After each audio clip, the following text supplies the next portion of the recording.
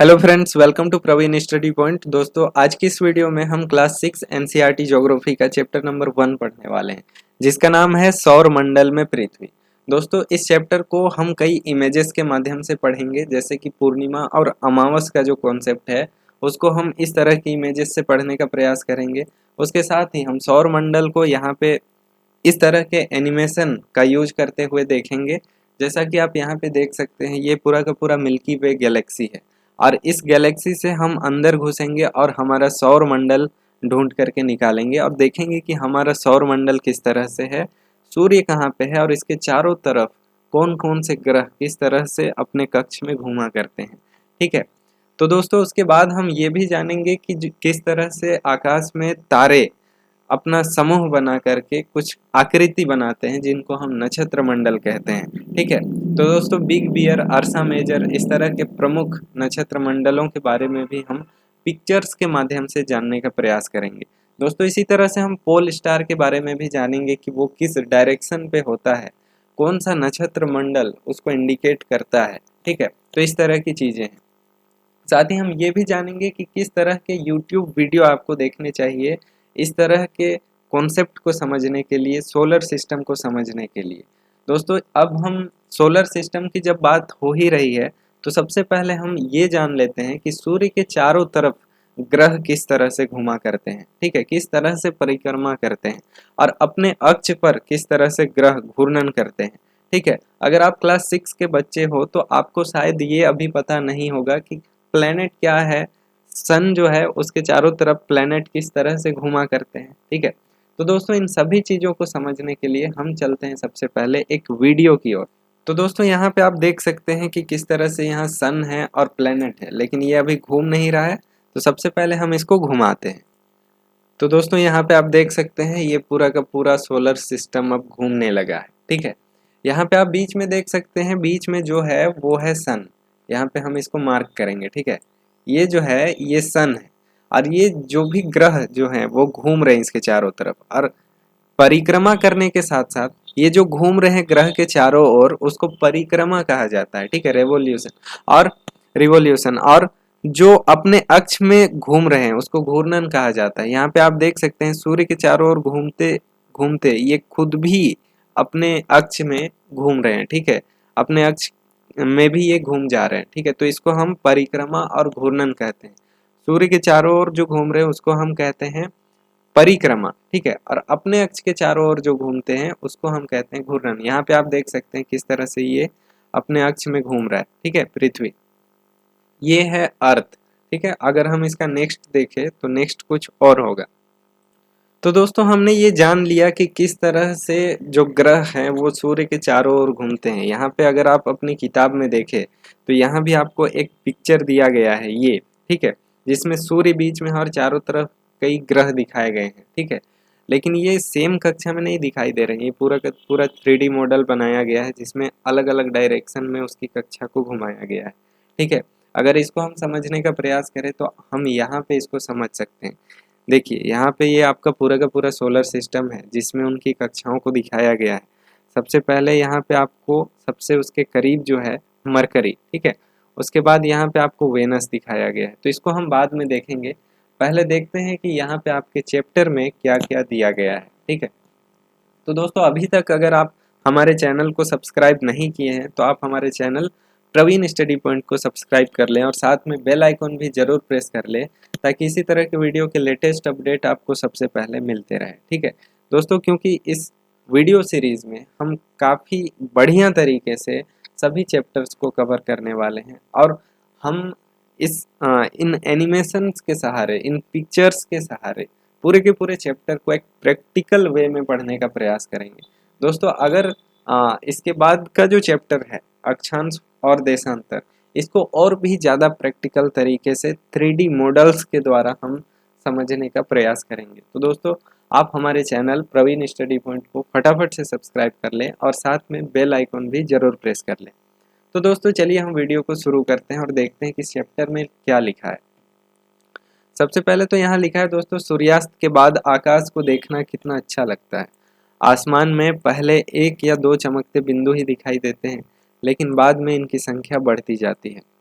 आप उनकी गणना नहीं कर सकते, इतनी बढ़ जाती है उनकी संख्या। संपूर्ण आकाश छोटी छोटी चमकदार वस्तुओं से भर जाता है, जिनमें से कुछ चमकीले होते हैं एवं कुछ धुंधले। ऐसा प्रतीत होता है मानो आकाश में हीरे जड़े हों। इनमें से कुछ टिमटिमाते प्रतीत होते हैं, लेकिन अगर आप उनको ध्यान से देखेंगे तो आप पाएंगे कि इनमें से कुछ की टिमटिमाहट अन्य से अलग है। ठीक है, ये बिना किसी टिमटिमाहट के चंद्रमा के समान चमकते हैं। दोस्तों, हमको आकाश में रात में अगर हम देखें तो कई चमकदार पिंड दिखाई देते हैं। ठीक है, लेकिन अगर हम ध्यान से देखें तो इनमें से कुछ जो है वो अपनी रोशनी से चमकते हैं और कुछ के पास अपना प्रकाश नहीं होता है। ठीक है, वो बिना अपने प्रकाश के दूसरे के प्रकाश से चमकते हैं। ठीक है, तो उसी को यहाँ पे लिखा गया है। दोस्तों, यहाँ लिखा गया है, इन चमकीली वस्तुओं के साथ आप लगभग प्रतिदिन चंद्रमा को भी देखते होंगे। रात में जब हम देखते हैं आकाश की ओर तो इन चमकीली वस्तुओं के साथ चंद्रमा को भी देखते हैं। यह अलग अलग समय पर अलग अलग आकार का एवं अलग अलग स्थितियों में दिखाई पड़ता है। ये भी सही बात है, हम जब भी चंद्रमा को देखते हैं वो अलग अलग स्थिति में दिखाई देता है। आप पूर्ण चंद्र को लगभग 1 महीने में एक बार देख सकते हैं। ठीक है, यह पूर्ण चंद्रमा वाली रात या फिर पूर्णिमा होती है। ठीक है दोस्तों, पूर्णिमा की रात कैसे होती है? दोस्तों, चांद को अगर हम हर दिन देखें आकाश में तो हम देखेंगे कि किसी दिन वो चंद्रमा पूरा का पूरा गोल दिखाई देगा। उसके बाद अगर हम देखें हर दिन, अगर उसको हम ऑब्जर्व करें तो धीरे धीरे वो छोटा होते जाता है और 15 दिन के बाद वो पूरा का पूरा गायब हो जाता है, जिसको हम अमावस्या कहते हैं उस रात को। ठीक है, और उसके बाद भी अगर हम देखें, ऑब्जर्वेशन करते रहें तो वो धीरे धीरे बढ़ता हुआ जाएगा और एक दिन ऐसा आएगा 15 दिन के बाद वो पूरा का पूरा चांद हमें दिखाई देगा। तो उस रात को हम पूर्णिमा की रात कहते हैं। दोस्तों, अगर हम इमेजेस में देखना चाहें कि पूर्णिमा की रात कैसी होती है तो इस तरह से होती है। पूर्णिमा की रात में पूरा का पूरा चांद हमें दिखाई देता है, पूरा का पूरा गोल दिखाई देता है चांद। ठीक है, जबकि अमावस्या की रात में हमें चांद दिखाई नहीं देता। ठीक है, तो दोस्तों उसी को यहाँ पे कहा गया है कि यह पूर्ण चंद्रमा वाली रात या पूर्णिमा होती है, जिस दिन पूरा का पूरा चांद दिखाई देता है। अब इसके ठीक 15 दिन बाद आप इसे नहीं देख सकते। ठीक है, यह नए चंद्रमा की रात्रि होती है और इसको हम अमावस्या कहते हैं। ऐसी रात में अगर आसमान साफ है तो आप आसमान का अवलोकन बहुत ही बढ़िया तरीके से कर सकते हैं। क्या आपको इस बात पर आश्चर्य नहीं होता कि हम दिन के समय में चंद्रमा एवं इन छोटी चमकीली वस्तुओं को क्यों नहीं देख पाते? तो दोस्तों, ऐसा इसलिए है क्योंकि सूर्य के अत्यधिक तेज प्रकाश के कारण रात के समय चमकने वाली वस्तुओं को हम दिन में नहीं देख पाते। सूर्य, चंद्रमा तथा वे वस्तुएं जो रात में आसमान में चमकती है वे खगोलीय पिंड कहलाती है। ठीक है दोस्तों, अगर खगोलीय पिंड कैसा दिखता है वो अगर हम देखें तो देखिए दोस्तों, यहाँ पे कई सारे चमकदार वस्तुएं आपको दिखाई दे रही। ठीक है, यहाँ पे देखिए कई चमकदार चीजें दिखाई दे रही। ये तो पूरा का पूरा गैलेक्सी मिल्की वे हो गया, लेकिन यहाँ पे देखिए कई चमकदार चीजें हैं। ठीक है, ये सारे के सारे खगोलीय पिंड हैं दोस्तों। ठीक है, तो दोस्तों नेक्स्ट अगर हम यहाँ देखें तो नेक्स्ट यहाँ लिखा है, कुछ खगोलीय पिंड बड़े आकार वाले तथा गर्म होते हैं और ये गैसों से बने होते हैं। इनके पास अपनी ऊष्मा तथा प्रकाश होता है जिसे वे बहुत बड़ी मात्रा में उत्सर्जित करते हैं। इन खगोलीय पिंडों को तारा कहते हैं और सूर्य भी एक तारा है इसी तरह का। ठीक है, तो दोस्तों क्या है तारा? तो कुछ खगोलीय पिंड जो है वो बड़े आकार के होते हैं और गर्म भी होते हैं। ठीक है, गैसों से बने होते हैं और इनमें अपनी ऊष्मा तथा प्रकाश होता है और बहुत बड़ी मात्रा में ये ऊष्मा उत्सर्जित करते हैं। ठीक है, और प्रकाश भी। तो इस तरह के जो खगोलीय पिंड हैं उनको हम तारा कहते हैं और हमारा जो सूर्य है, सन है, वो भी एक प्रकार का तारा है। ठीक है दोस्तों, नेक्स्ट यहाँ पे हम देखेंगे, रात के समय चमकते हुए अनगिनत तारे सूर्य के समान ही चमकते हैं, लेकिन हमसे बहुत अधिक दूर होने के कारण हम उसकी ऊष्मा और प्रकाश को महसूस नहीं करते हैं। ठीक है, तथा वे अत्यंत छोटे दिखाई पड़ते हैं हमको। आपने अवश्य ध्यान दिया होगा कि कुछ दूरी से देखने पर सभी वस्तुएं छोटी दिखाई पड़ती है और अत्यधिक ऊंचाई पर उड़ रहा हवाई जहाज भी कितना छोटा दिखाई देता है, जबकि वो बहुत बड़ा होता है।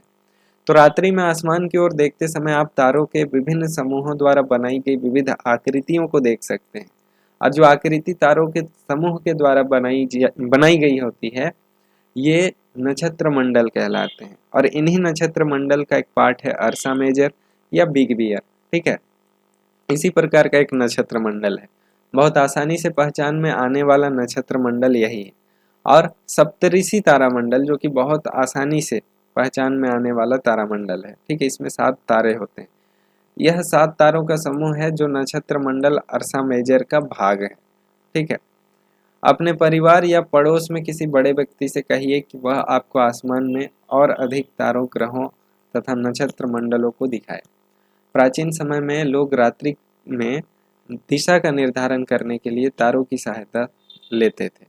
ठीक है, उत्तरी तारा या फिर उत्तर दिशा को बताता है। ठीक है, उत्तरी तारा जो है वो उत्तर दिशा को बताता है और ये जो उत्तरी तारा होता है इसको हम कहते हैं ध्रुव तारा। ठीक है, यह आसमान में हमेशा एक ही स्थान पर रहता है और हम सप्तऋषि की सहायता से ध्रुव तारे की स्थिति को जान सकते हैं। चित्र 1.1 में देखेंगे कि सप्तऋषि तारामंडल के संकेतक तारों को आपस में मिलाते हुए एक काल्पनिक रेखा खींची जाए तो उसे आगे बढ़ाया जाए तो यह ध्रुव तारे की ओर इंगित करेगी। दोस्तों, इस तरह से जो सप्तऋषि तारामंडल हमको दिखाई देता है। ठीक है, यहाँ पे आपके पास ये तारा है। ठीक है, ये वाला तारा, हम कलर चेंज कर लेते हैं, ये ब्लाइंड हो जा रहा है, हम यहाँ येलो कलर ले लेते हैं। ठीक है, ये वाला जो तारा है ये वाला, ठीक है, और ये वाला तारा, इन दोनों के बीच हम लाइन मिलाते हुए अगर इसको आगे बढ़ाएं तो हमको ये जो ऊपर में तारा मिलता है ये हमारा ध्रुव तारा कहलाता है। ठीक है, तो ध्रुव तारा की स्थिति को हम इस तरह से पता लगा सकते हैं। और ये ध्रुव तारा हमेशा जो है वो उत्तर में ही रहता है। कुछ खगोलीय पिंडों में अपना प्रकाश एवं ऊष्मा नहीं होती, वे तारों के प्रकाश से प्रकाशित होते हैं। ऐसे पिंड जो हैं वो ग्रह कहलाते हैं। ग्रह, जिन्हें अंग्रेजी में प्लेनेट कहते हैं, ग्रीक भाषा में प्लेनेटाई शब्द से बना है। ग्रीक भाषा के प्लेनेटाई शब्द से बना है, जिसका अर्थ होता है परिभ्रमक, अर्थात चारों ओर घूमने वाले। पृथ्वी जिस पर हम रहते हैं यह एक ग्रह है और यह अपना संपूर्ण प्रकाश एवं ऊष्मा सूर्य से प्राप्त करती है, जो पृथ्वी के सबसे नजदीक का तारा है। पृथ्वी को बहुत अधिक दूरी से, जैसे चंद्रमा से देखने पर यह चंद्रमा की तरह चमकती हुई प्रतीत होती है। ठीक है, तो अगर हम पृथ्वी को भी बहुत दूर से देखें तो जैसे हमको यहाँ से चंद्रमा दिखाई देता है, अगर हम चंद्रमा में जाकर पृथ्वी को देखें तो पृथ्वी भी गोल सा दिखाई देगा चंद्रमा की तरह। ठीक है, तो दोस्तों यहाँ पे आपको कुछ आपको पिक्चर्स दिए गए हैं जिससे आप सोलर सिस्टम को समझ सकते हैं। तो दोस्तों सबसे पहले तो यहाँ पे आपको सूर्य दिया गया है। ठीक है, उसके बाद यहाँ पे आपको मरकरी दिया गया है जिसको हिंदी में बुध कहा जाता है। उसके बाद आपको वेनस दिया गया है जिसको हिंदी में शुक्र कहा जाता है। उसके बाद तीसरे नंबर पे जो है वो है अर्थ, जिसको पृथ्वी हिंदी में कहा जाता है। उसके बाद 4th नंबर में जो है ये है मंगल, जिसको इंग्लिश में मार्स कहा जाता है। ठीक है, तो ये सभी के सभी टेरेस्ट्रियल प्लेनेट है। उसके बाद क्षुद्र ग्रह की पट्टी आती है। उसके बाद जो ग्रह आता है वो बहुत बड़ा ग्रह है जिसको जुपिटर कहा जाता है, इंग्लिश में, हिंदी में कहा जाता है बृहस्पति। ठीक है, इसमें ऐसा माना जाता है कि लगभग 1300 पृथ्वी समा सकते हैं। ठीक है, इतना बड़ा ग्रह होता है और ये सारे के सारे गैसेस से बने हुए हैं। ठीक है, यहाँ पे अगर आप इस प्लेनेट को देखें तो इसको हिंदी में शनि कहा जाता है, इंग्लिश में सैटर्न कहा जाता है। उसके बाद दोस्तों आता है नंबर यूरेनस का। ठीक है, इसको हिंदी इंग्लिश दोनों में यूरेनस कहा जाता है। और लास्ट में जो हमको मिलता है वो है नेपच्यून। ठीक है, तो ये जो है वो नेपच्यून, इसके बाद एक और ग्रह था पहले जिसको प्लूटो कहा जाता था, लेकिन उसको अब बौने ग्रह की संज्ञा दे दी गई है। ठीक है, तो दोस्तों इस तरह से हमने पूरा का पूरा सोलर सिस्टम जाना, लेकिन इसको और भी बढ़िया तरीके से जानने के लिए हम नेक्स्ट इन एनिमेशंस का प्रयोग करेंगे। ठीक है, लेकिन उससे पहले हम कुछ लाइंस को पढ़ लेते हैं कि यहाँ पे क्या कहा गया है। आसमान में दिखने वाला चंद्रमा एक उपग्रह है। यह हमारी पृथ्वी का सहचर है तथा इसके चारों ओर चक्कर लगाता है। हमारी पृथ्वी के समान 7 अन्य ग्रह हैं जो सूर्य से प्रकाश एवं ऊष्मा प्राप्त करते हैं और उनमें से कुछ के पास अपने चंद्रमा भी हैं। ठीक है, इस तरह की चीजें भी हैं कि हमारा जो पृथ्वी है वो सूर्य से ऊष्मा और प्रकाश प्राप्त करता है, और 7 ऐसे ग्रह भी हैं और भी जो सूर्य से प्रकाश और ऊष्मा प्राप्त करते हैं, जो पृथ्वी के सबसे नजदीक का तारा है। दोस्तों इस बॉक्स को पढ़ लेते हैं, इसमें क्या लिखा है। इसमें लिखा है कि आप जानते हैं पौराणिक रोमन कहानियों में सोल सूर्य देवता को कहा जाता था, और सौर शब्द का अर्थ है सूर्य से संबंधित, इसलिए सूर्य के परिवार को सौर मंडल कहा जाता है, यानी सोलर सिस्टम कहा जाता है। सौर शब्द का उपयोग करते हुए और अधिक शब्दों को लिखें। ठीक है, तो सोलर सिस्टम को सोलर सिस्टम क्यों कहा जाता है, तो रोमन कहानियों में सोल जो है वो सूर्य देवता को कहा जाता था, इसलिए उसको सोलर सिस्टम कहा जाता है, यानी सौर परिवार कहा जाता है। ठीक है, यहाँ हम पढ़ेंगे सोलर सिस्टम के बारे में, यानी सौर मंडल के बारे में। दोस्तों सूर्य, 8 ग्रह, उपग्रह तथा कुछ अन्य खगोलीय पिंड जैसे क्षुद्र ग्रह एवं उल्का पिंड, ये मिलकर सौर मंडल का निर्माण करते हैं, और उसे हम सौर परिवार का नाम देते हैं, जिसका मुखिया हम सूर्य को मानते हैं। ठीक है, उसमें हम सबसे पहले पढ़ेंगे सूर्य के बारे में। सूर्य सौर मंडल के केंद्र में स्थित है और यह बहुत बड़ा है एवं अत्यधिक गर्म गैसों से बना हुआ है। इसका खिंचाव बल इससे सौर मंडल को बांधे रखता है, और सूर्य सौर मंडल के प्रकाश एवं ऊष्मा का एकमात्र स्रोत है, लेकिन हम इसकी अत्यधिक तेज ऊष्मा को महसूस नहीं करते हैं, क्योंकि सबसे नजदीक का तारा होने के बावजूद यह हमसे बहुत दूर है। सूर्य पृथ्वी से लगभग 15 करोड़ किलोमीटर दूर है। ठीक है, तो दोस्तों चलिए इसको हम समझने के लिए इसका प्रयोग करते हैं, और हम इस गैलेक्सी से अंदर घुसने का प्रयास करते हैं। ये पूरा का पूरा गैलेक्सी है मिल्की वे।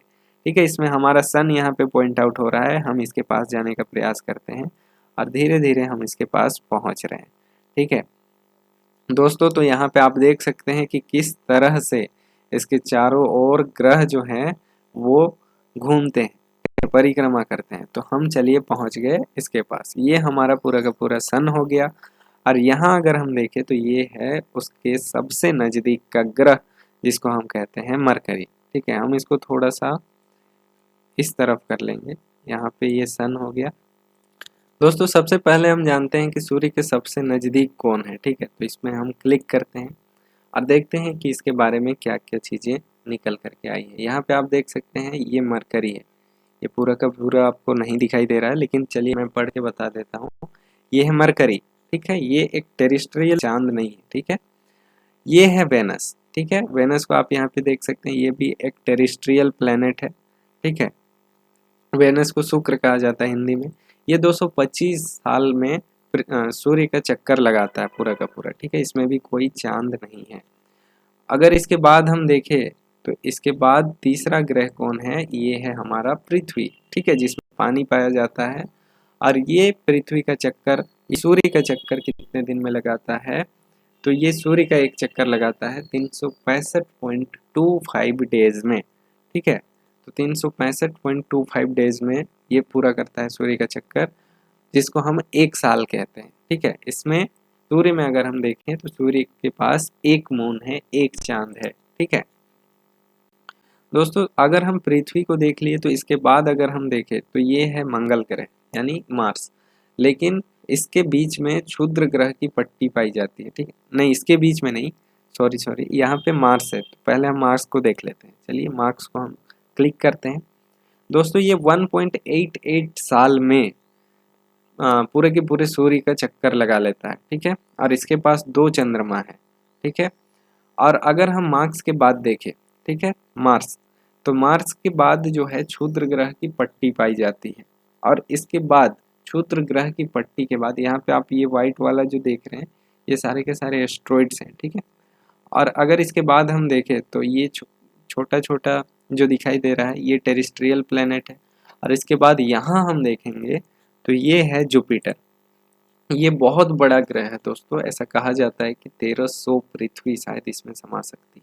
ठीक है दोस्तों, ये 11.6 साल में मतलब पृथ्वी के हिसाब से, यानी 365 दिन को हम एक साल मान के चल रहे हैं, तो 11.86 साल में ये पूरा का पूरा सूर्य का परिक्रमा है। 79 मून है।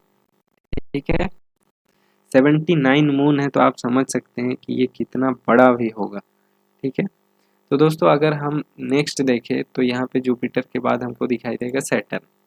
सैटर्न में अगर देखें तो 29.45 अर्थ ईयर्स में ये पूरा का पूरा चक्कर लगाता है, यानी 29 साल में ये चक्कर लगाता है। और अगर हम इसमें मून की संख्या देखें तो ये प्रेजेंट में 62 मून्स हैं इसके, ठीक है।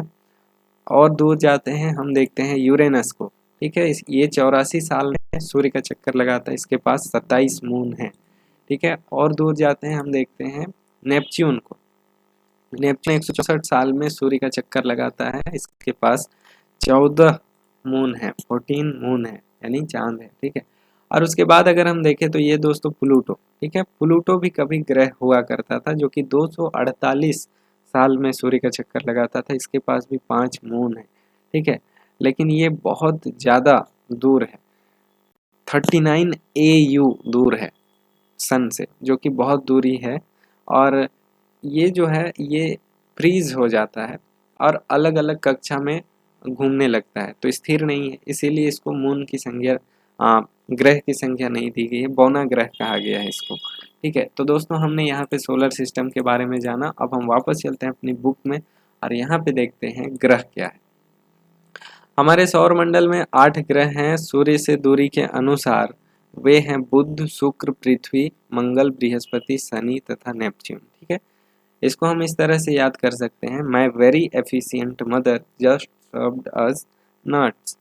अगर हम इस लाइन को याद कर ले तो एम से मरकरी हो जाएगा, वी से वेनस हो जाएगा, ई से अर्थ हो जाएगा, एम से मार्स हो जाएगा, जे से जुपिटर हो जाएगा, एस से सैटर्न हो जाएगा, यू से यूरेनस हो जाएगा और एन से नेपच्यून हो जाएगा, ठीक है।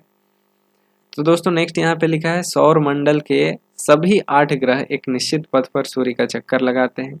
ये रास्ते दीर्घ वृत्ताकार में फैले हुए हैं। ये रास्ते किस तरह से वो हमने अभी देखा, देखिए इसको हम दीर्घ वृत्ताकार कहते हैं, ठीक है। ये पूरा का पूरा गोल नहीं, और इन रास्तों को कक्षा कहते हैं। बुध सूर्य के सबसे नजदीक का ग्रह है और अपनी कक्षा में सूर्य के चारों ओर एक चक्कर लगाने में केवल 88 दिन लगाता है। यहाँ पे आप देख सकते हैं, हमने देखा था बुध, बुध किसको कहा जा रहा है, तो ये मरकरी, मरकरी सबसे नजदीक का ग्रह है और सूर्य का चक्कर लगाने में ये 88 डेज लगाता है, ठीक है। 88 अर्थ डेज लगाता है सूर्य का चक्कर लगाने में। नेक्स्ट है शुक्र को पृथ्वी का जुड़वा ग्रह माना जाता है, ठीक है। शुक्र को पृथ्वी का जुड़वा ग्रह माना जाता है। ये वाला जो है ये शुक्र को पृथ्वी का जुड़वा ग्रह माना गया है, ठीक है। और क्योंकि इसका आकार एवं आकृति लगभग पृथ्वी के समान है इसीलिए। अभी तक प्लूटो को भी एक ग्रह माना जाता था, परंतु अंतर्राष्ट्रीय खगोलीय संगठन ने अपनी बैठक 2006 में यह निर्णय लिया कि कुछ समय पहले खोजे गए अन्य खगोलीय पिंड 2003 यूवी सीरस और प्लूटो को बौने ग्रह कह सकते हैं, ठीक है। दोस्तों अब हम पढ़ते हैं पृथ्वी के बारे में। दोस्तों यहाँ पे अगर मिस्टेक हुआ होगा तो आप पहले उसको करेक्ट कर लीजिएगा। यहाँ पे जो भी अर्थ डेज लिखा गया है, इन अर्थ डेज का मतलब है कि वो उतना दिन लगाता है, ठीक है। यहाँ पे आप वेनस को देख सकते हैं, इसके बारे में जान सकते हैं। लेकिन अगर अर्थ डेज नहीं लिखा गया है, अर्थ ईयर्स लिखा गया है, तो इतना ईयर्स उसको लगता है। यहाँ पे 225 लिखा गया है, यहाँ पे आपको आधा दिखाई नहीं दे रहा है, वीडियो में कट गया है। तो 225 अर्थ डेज लगता है वेनस को परिक्रमा करने में, सूर्य की परिक्रमा करने में, ठीक है। तो दोस्तों यहाँ पे हम फिर से देखेंगे पृथ्वी के बारे में। सूर्य से दूरी के हिसाब से पृथ्वी तीसरा ग्रह है और आकार में यह 5वां सबसे बड़ा ग्रह है। यह ध्रुवों के पास थोड़ी चपटी है और यही कारण है कि इसके आकार को भू-आब कहा जाता है। भू-आब का अर्थ है पृथ्वी के समान आकार। जीवन के अनुकूल परिस्थितियां संभवतः केवल पृथ्वी पर ही पाई जाती है। पृथ्वी न तो अधिक गर्म है और न ही अधिक ठंडी है। यहाँ पानी एवं वायु उपस्थित है जो हमारे जीवन के लिए आवश्यक है। वायु में जीवन के लिए आवश्यक गैसें जैसे ऑक्सीजन मौजूद है। इन्हीं कारणों से पृथ्वी सौर मंडल के सबसे अद्भुत ग्रह में से एक है, ठीक है। और सबसे अद्भुत ग्रह इसको माना जाता है। अंतरिक्ष से देखने पर यह नीले रंग का दिखाई देता है, इसलिए इसको नीला ग्रह भी कहा जाता है। इसकी 2/3 सतह पानी से ढकी हुई है, इसलिए यह नीला दिखाई देता है। दोस्तों यहाँ पे हम चंद्रमा के बारे में जानते हैं। हमारी पृथ्वी के पास केवल एक उपग्रह है चंद्रमा। इसका व्यास पृथ्वी के व्यास का केवल 1/4 है। और यह इतना बड़ा इसलिए प्रतीत होता है क्योंकि यह हमारे ग्रह से अन्य खगोलीय पिंडों की अपेक्षा नजदीक है और यह हमसे लगभग 3,84,400 किलोमीटर दूर है। अब आप पृथ्वी से सूर्य एवं चंद्रमा की दूरियों की तुलना कर सकते हैं। सूर्य जो है वो 15 करोड़ दूर है, 15 करोड़ किलोमीटर, ठीक है, और ये कितना दूर है तो 3,84,400 किलोमीटर दूर है। नेक्स्ट, चंद्रमा पृथ्वी का एक चक्कर लगभग 27 दिन में पूरा करता है और लगभग इतने ही समय में वह अपने अक्ष में भी एक चक्कर पूरा करता है और इसके परिणाम स्वरूप पृथ्वी से हमें चंद्रमा का केवल एक ही भाग दिखाई पड़ता है। चंद्रमा की परिस्थितियां जीवन के लिए अनुकूल नहीं है। इसकी सतह पर पर्वत, मैदान एवं गड्ढे हैं जो चंद्रमा की सतह पर छाया बनाते हैं। अब पूर्णिमा के दिन चंद्रमा पर इनकी छाया को देखा जा सकता है। तो दोस्तों, हमने चंद्रमा के बारे में पढ़ लिया। अब हम जानते हैं क्षुद्र ग्रह के बारे में। ये क्षुद्र ग्रह होता कहाँ है तो यहाँ पे अगर आप देखें तो ये मार्स, ठीक है, ये मार्स हुआ और ये जुपिटर, ये मार्स और ये जुपिटर, इन दोनों के बीच में ये वाला जो एरिया है, इस एरिया में क्षुद्र ग्रह पाया जाता है, ठीक है।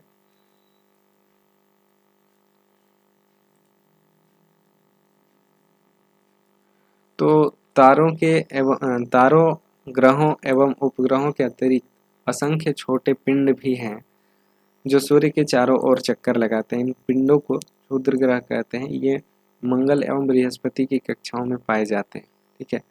वैज्ञानिकों के अनुसार क्षुद्र ग्रह के ही भाग होते हैं जो कि बहुत पहले विस्फोट के बाद ग्रहों से टूटकर अलग हो गए थे, ठीक है। अब उल्का पिंड किसे कहते हैं? ये क्षुद्र ग्रह तो बड़े होते हैं, लेकिन उल्का पिंड किसे कहते हैं? सूर्य के चारों ओर चक्कर लगाने वाले पत्थरों के छोटे छोटे टुकड़े को उल्का पिंड कहते हैं और कभी कभी ये उल्का पिंड पृथ्वी के इतने नज़दीक आ जाते हैं कि इनकी प्रवृत्ति पृथ्वी पर गिरने की हो जाती है और इस प्रक्रिया के दौरान वायु के साथ घर्षण होने से ये गर्म होकर जल जाते हैं और फलस्वरूप चमकदार प्रकाश उत्पन्न होता है और कभी कभी कोई उल्का पूरी तरह जले बिना पृथ्वी पर गिरती है जिससे धरातल पर गड्ढे बन जाते हैं, ठीक है। और क्या आपने तारों वाले खुले आकाश में एक ओर से दूसरे ओर तक फैली चौड़ी सफ़ेद पट्टी की तरह एक चमकदार रास्ते को देखा? यह लाखों तारों का समूह है। यह पट्टी आकाशगंगा यानी मिल्की वे कहलाती है। हमारा सौर मंडल इस आकाशगंगा का एक भाग है। प्राचीन भारत में इसकी कल्पना आकाश में प्रकाश की एक बहती नदी से की गई थी और इस प्रकार इसका नाम आकाशगंगा पड़ा। और आकाशगंगा करोड़ों तारों, बादलों तथा गैसों की एक प्रणाली है। इस प्रकार की लाखों आकाशगंगाएं ब्रह्मांड का निर्माण करती है। ब्रह्मांड की विशालता की कल्पना करना अत्यधिक कठिन है। वैज्ञानिक अभी भी इसके बारे में अधिक से अधिक जानकारी एकत्र करने में जुटे हैं। इसके आकार के संबंध में हमें कोई जानकारी नहीं है, लेकिन फिर भी हम जानते हैं कि हम सभी इसी ब्रह्मांड का हिस्सा हैं। दोस्तों, अगर हम यहाँ पे देखें तो जो ब्रह्मांड की बात की गई है उसको हम यहाँ पे देख सकते हैं, ठीक है। ये तो सोलर सिस्टम हो गया। अगर हम इससे और दूर जाएं और दूर जाएं और दूर जाएं, ठीक है, तो हमें क्या दिखाई देगा? इस तरह का गैलेक्सी, ठीक है। ये गैलेक्सी कौन सा है? मिल्की वे, जिसमें हमारा सोलर सिस्टम एक छोटा सा भाग है, ठीक है, यहाँ पे हम देख सकते हैं। लेकिन इस तरह की कई गैलेक्सियाँ हमारे ब्रह्मांड में हैं, ठीक है, और इस तरह की कई गैलेक्सी मिलकर ब्रह्मांड का निर्माण करती है और इस तरह के सोलर सिस्टम इसी गैलेक्सी में बहुत सारे हो सकते हैं, ठीक है। तो दोस्तों, इस तरह से हम ब्रह्मांड को भी समझ सकते हैं, ठीक है, और पूरे के पूरे सोलर सिस्टम को भी समझ सकते हैं।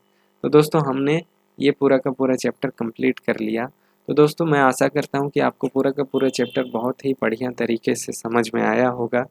दोस्तों, आप हमारा एक सपोर्ट ज़रूर कीजिए और इसी तरह के और भी वीडियोस देखने के लिए हमारे चैनल प्रवीण स्टडी पॉइंट को सब्सक्राइब कर लीजिए। साथ में बेल आइकन भी ज़रूर प्रेस कीजिए ताकि इसी तरह के वीडियो के लेटेस्ट अपडेट आपको सबसे पहले मिलते रहे, ठीक है। तो दोस्तों, मिलते हैं इसी तरह के और भी वीडियोज़ में। तब तक के लिए धन्यवाद। जय हिंद।